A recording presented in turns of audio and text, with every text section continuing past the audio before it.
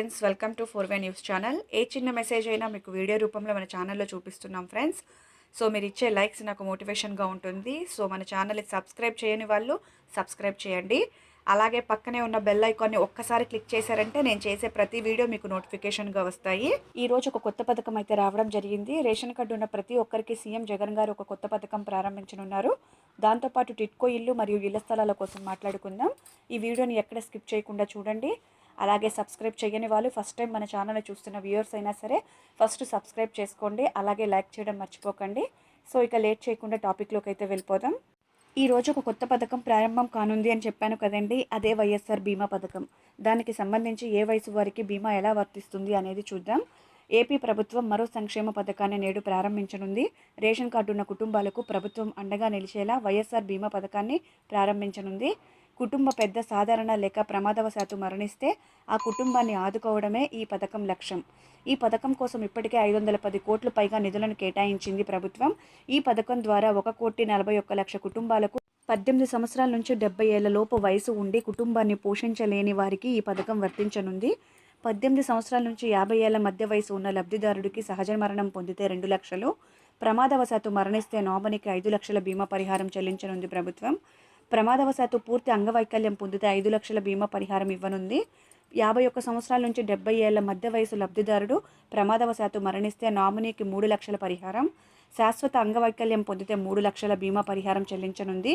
వైఎస్ఆర్ బీమా పథకంలో పూర్తి ప్రీమియం ప్రభుత్వమే చెల్లించనుంది. పైన చెప్పుకున్నాం కదండి, ఇళ్ల స్థలాలకు సంబంధించి 1 సెంటు గ్రామంలో 2 సెంట్లు చొప్పున ఇళ్ల స్థలాలను కేటాయించింది. అయితే గ్రామంలో 3 సెంట్లు, పట్టణంలో 2 సెంట్లు చొప్పున కేటాయించాలని కోరడం జరిగింది. దానికి సంబంధించి ఆర్టికల్ చూద్దామండి. ఇళ్ల స్థలాలను పంపిణీ చేయండి అంటున్న సిపిఐ రాష్ట్ర పిలుపు మేరకు మడకసిరలో రాజీవ్ గాంధీ సర్కిల్ నందు ఇళ్ల స్థలాల కేటాయింపు. వైఎస్ఆర్ ప్రభుత్వం నవరత్న పథకాల అమలులో భాగంగా ఇల్లు లేని పేద ప్రజలను గుర్తించి 30 లక్షల మందికి ఇళ్ల స్థలాలను పంపిణీ చేస్తామని చెప్పి 43,000 ఎకరాల భూమిని సేకరించింది.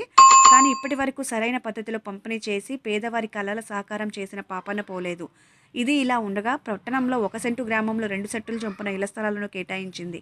1 సెంటు స్థలంలో ఏమాత్రం సౌకర్యం, భవిష్యత్తులో అవసరాలకు ఉపయోగపడే విధంగా ఇల్లు నిర్మించుకోవడం సాధ్యం కాదు. కాబట్టి పట్టణంలో 2 సెంట్లు, గ్రామంలో 3 సెంట్ల చొప్పున ఇళ్ల స్థలాలను కేటాయించి విద్యుత్, నీళ్లు సౌకర్యం కలిగించి పేద ప్రజలకు న్యాయం చేయాలని మడకసిరలోని సిపిఐ నాయకులు, కార్యకర్తలు ఇల్లు లేని నిరుపేదలతో కలిసి ధర్నా చేయడం జరిగింది.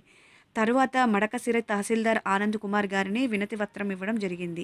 ఈ కార్యక్రమంలో నియోజకవర్గం ఇన్ఛార్జ్ పవిత్ర, సిపిఐ పట్టణ నాయకురాలు కన్యాకుమారి, అనిల్ కుమార్, లక్ష్మి, ధనుంజయ్, రామాంజనేయులు, ముత్యాలమ్మ, మారుతి పాల్గొనడం జరిగింది. సంబంధించి మరో ఆర్టికల్ చూద్దామండి. లబ్ధిదారులకు ఇల్లు స్వాధీనం చేయాలి.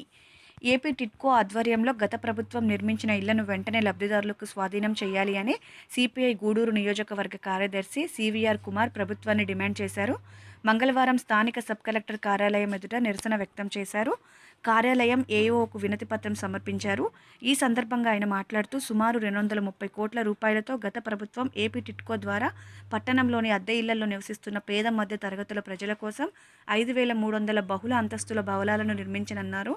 నిర్మాణాలు పూర్తయి ఏడాది కానున్నా ఇప్పటి వరకు లబ్ధిదారులకు అందించకపోవడం ఏమిటని ప్రశ్నించారు. 500 రూపాయల నుంచి 1,00,000 రూపాయల వరకు ఇంటి పరిమాణాన్ని బట్టి ప్రజలు అప్పులు చేసి మరీ నగదు చెల్లించున్నారన్నారు. మరోవైపు కరోనా కష్టకాలంలో పనులు లేక బాడుగలు సైతం చెల్లించలేని నిస్సహాయ స్థితిలో పేద మధ్యతరగతి ప్రజలు నలిగిపోతున్నాయన్నారు. బ్యాంకుల ద్వారా రుణాలు తీసుకున్నందున వడ్డీలు పెరిగిపోయే అవకాశం కూడా ఉందన్నారు. దీనిని దృష్టిలో ఉంచుకొని వెంటనే లబ్ధిదారులకు ఇల్లు స్వాధీనం చేయాలని డిమాండ్ చేశారు. లేని పక్షంలో పెద్ద ఎత్తున ఉద్యమించి సిపిఐ ఆధ్వర్యంలో ఇళ్లను స్వాధీనం చేసుకొని లబ్ధిదారులకు ఇస్తామని ఆయన హెచ్చరించారు. ఈ కార్యక్రమంలో సిపిఐ పట్టణ కార్యదర్శి షేక్ కలేషా, ఇన్ఫా కమిటీ రీజనల్ అధ్యక్షుడు షేక్ జమాలుల్లా, జితేంద్ర తదితరులు పాల్గొన్నారు. అలాగే టిట్కో ఇళ్లకు సంబంధించి ఆర్టికల్ చూద్దామండి. ఇండ్లను లబ్ధిదారులకు అప్పగించాలి. గత ప్రభుత్వం పేదలకు కనిగిరి నగర పంచాయతీ పరిధిలోని చాకిరాల వద్ద 912 మందికి టిట్కో ఇళ్లను లబ్ధిదారులకు ఎంపిక చేసి 90% పనులు పూర్తి చేయడం జరిగిందని సిపిఐ మండల కార్యదర్శి జిపి రామారావు అన్నారు. వైసీపీ ప్రభుత్వం అధికారం చేపట్టి 16 నెలలు అయినప్పటికీ లబ్ధిదారులకు ఇవ్వకుండా మీనమేషాలు లెక్కిస్తుందన్నారు. ఇప్పటికైనా ప్రభుత్వం స్పందించి అరకొర పనులు పూర్తి చేసి సంబంధిత ఇండ్ల లబ్ధిదారులకు అప్పగించాలని భారత కమ్యూనిస్టు పార్టీ సిపిఐ ఆధ్వర్యంలో మంగళవారం నిరసన కార్యక్రమంలో భాగంగా కనిగిరి తహసీల్దార్ కార్యాలయంలో ఆర్ఐకి వినతి పత్రం అందించడం జరిగింది. అదేవిధంగా ప్రభుత్వం పేదలకు ఇంటి స్థలాలు ఇస్తామని చెప్పి దాదాపు 43,000 ఎకరాల భూమిని సేకరించి ప్లాట్ల ఏర్పాటు చేయడం జరిగిందని, ఇందులో 4,000 ఎకరాలు మాత్రమే కోర్టులో పెండింగ్లో ఉండగా మిగతా 39,000 ఎకరాలు వేసిన ఫ్లాట్లను వెంటనే లబ్ధిదారులకు ఇవ్వాలని, లేని పక్షంలో లబ్ధిదారులే ఆక్రమించేస్తారని సిపిఐ మండల కార్యదర్శి జిపి రామారావు తెలిపారు. ఈ కార్యక్రమంలో ఏఐటియుసి నాయకులు, ఎస్కేఎం పీరా రైతు సంఘ నాయకులు గుజ్జుల బాలిరెడ్డి, హరీఫ్ నగర శాఖ కార్యదర్శి సయ్యద్ షరీఫ్, మిరావలి, మున్నయ్యి సుజాత, వెంకటేశ్వర్లు తదితరులు పాల్గొన్నారు. ఈ వీడియో మీకు నచ్చినట్లయితే లైక్ చేయండి, షేర్ చేయండి, సబ్స్క్రైబ్ చేయండి. Thank you for watching for my news channel.